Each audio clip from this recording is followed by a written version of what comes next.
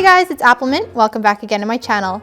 So for today's video, I've got some tips for you on how to take commissions. A lot of you guys have been asking me for my input on this over the past few years, and so I thought I would talk a bit about it today. And to keep in theme with Spooky Month, in the background is my digital process for a new piece that I recently created that I like to call Glitter Demon. So I hope you enjoy that. Before I begin with my 5 tips, I just want to say that these tips are for anybody, but will mostly cover beginners, so those who have never taken commissions before but would like to start, but also offer some valuable tips for those who have taken commissions and maybe want to make some changes or improvements. Anybody can take commissions, however I would recommend it for those who at least have some artwork to show some samples of, as well as being in a position where you feel comfortable enough in your skill level to begin charging for your work.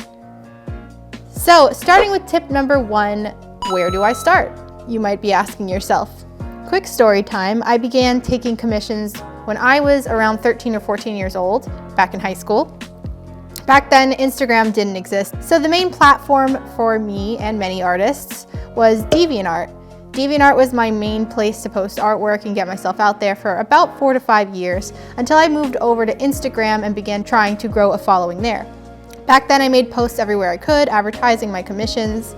And in later years, I moved over to Instagram, and after my following grew on YouTube, getting commissions became easier as my following had become larger over time. When taking commissions, it helps to have an established following. However, it is not at all necessary. Most of the commissions that I did were back before I was even on YouTube, and I had a really small presence online, but I was able to build my portfolio up and take commissions back when I was a really small name online. So that brings us to the question, where do I begin? The best thing to do is to choose a social media platform, or multiple, where you can advertise yourself. In my opinion, Instagram is the best place for this because you can use hashtags to allow other people who don't already follow you to potentially see your posts, but it also is one of the most widely used platforms out there. I would look into DeviantArt as well, though I haven't been on it in like 4 years, so I don't know if some things have changed. So that brings us to tip number 2, which is decide which types of commissions you'd like to take. So when advertising your work, you need to set clear guidelines of what you're offering. For example, what are the things you're willing to draw? What are you not willing to draw? And are your commissions for drawing people? Are you drawing animals, objects, landscapes? What are you offering? And then some of the more specifics. Can you draw really buff dudes? What about robots, mech suits? How about really detailed armor? Maybe none of it. So you need to specify all of these things. And the best way to do this is to add a section somewhere on your commission sheet about your do's and don'ts. Of course, as the artist, it's always up to you to decide what commissions you will or won't take. If something sounds too complicated for you or it's not your specialty, don't be afraid to say no, because it's all about what you, the artist, are comfortable with. So tip number 3, how do I price myself? Where do I even start? So giddy up, this is a hefty section. I have a lot to say here, but first things first, always ask for some sort of payment up front. You never want to put yourself in a position where you've completed the artwork and give it to your client, only for them to block you or stop responding and never pay you.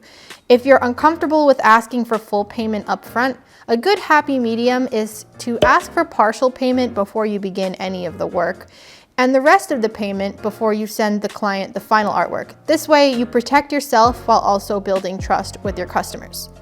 Now, as for how to price your commissions, this depends on a few factors: time, skill, and materials. Time, how long will this piece take you? Will you have to spend 8+ hours on it, or will you be able to work on it for an hour or so over the course of a few days at your leisure? What is the deadline? Is it a rush? Do you have a lot of time? Then there's skill. Evaluate your own skills as an artist. Do you feel like you can deliver a quality piece of work?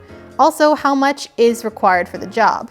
Does the client want a bust shot, or maybe they want a full body drawing with a complicated pose? And then lastly, materials. Are you going to use expensive materials? Is this piece large or fairly small, requiring less to be used? This factor is more minor, but still keep it in mind. All of these things factor into finding price points you're comfortable with. A great way to create a pricing sheet is to break up what you're offering into sections. For example, when I take commissions, I have a different pricing for portraits, bust shots, full body drawings, and then cutesy, chibi artwork, as well as sketches. Each of these takes a different amount of time and skill to complete, so I price accordingly.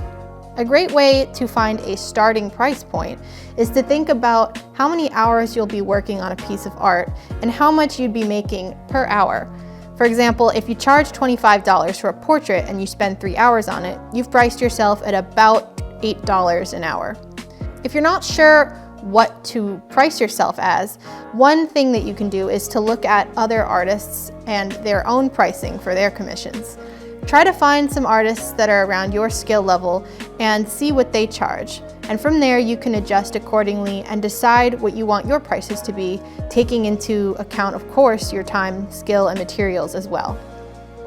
Tip number 4 is to clarify exactly what your customer wants.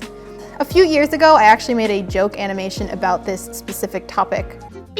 Oh, actually, I changed my mind. Her hair's not going to be blue anymore. It's actually purple, and I changed my mind about the pose too. Could you actually just start over? Otherwise, I'm going to need my money back.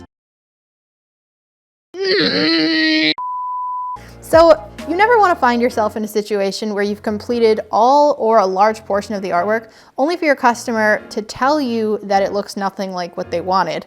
This situation can be minimized or completely avoided by being clear from the start.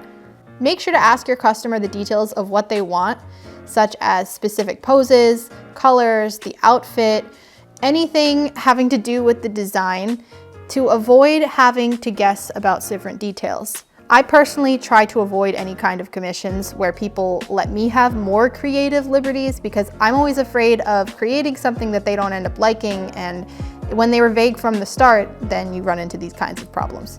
Now, you might clarify everything and still have your customer screw you over in the end by changing their mind about things. But if this happens to you, you do have the right to charge them for the work that you've already put into the project. Even if you have to start over from scratch, you still did work, so don't be afraid to ask for some form of compensation for that. Nobody likes an indecisive customer, so be very clear about things from the start, and you can help save yourself time and headaches later. As for my 5th and final tip, give your customers a good experience. It is very important to provide updates frequently. It benefits both you and the customer to send progress photos. How does it benefit the customer? Well, they'll feel excited about the artwork, and they'll also feel comfortable in knowing that their art is being worked on. Customers don't want to pay you and then never hear from you. It makes them feel comfortable to know that what they've commissioned you for is in progress, and it gets them excited about the end result if they're seeing progress along the way. On the other hand, how does it benefit you? Well, it's simple. If there's any issue or minor changes that your customer has along the way, it'll be really easy for you to fix it sooner rather than later. Sending early photos of sketches can help the customer visualize your creative vision and voice if they'd like anything to be changed before you commit fully to the artwork. So this would save you a bunch of time as well. Anyway, those are my 5 tips on taking commissions, where to start, the whole process. I hope it's helpful to you in some way. Like I said, I started taking commissions back when I was in high school, like 10 years ago. And in more recent times, I've closed my commissions just because I don't have the time for it. But back then, when I had a lot more free time, it was a great way to make some money on the side. And I would encourage any artist to look into it because you have your skills, and why not make money off of it? Why not create things for other people? So if you have any other questions that I didn't answer in the video, or if you want anything clarified or didn't make sense, let me know in the comments below. Let me know, do you guys currently take commissions, or have you ever, or are you planning on it? And if so, I hope this video helps you. And lastly, before the video ends, I also want to show off quickly the winners from our previous contest on Discord. We have a monthly art competition, so if you're not part of the Discord server and you would like to be and you're over 13, check out the link in the description box below. We do monthly contests, and here are our 3 winners for the month. So congratulations to you guys, and thank you to everybody who joined last month's contest. As always, I have all of my links in the description box below. The link to my online store, my Patreon pin club, which this month I have a free pin and sticker for everybody who joins in the pin tier. And I have the link to my Instagram. All of my stuff is in the description, so please check it out, leave a comment, and thank you guys so much for watching. I will see you all next Friday at 4 p.m. Eastern time. As always, have a spooky weekend. Bye-bye.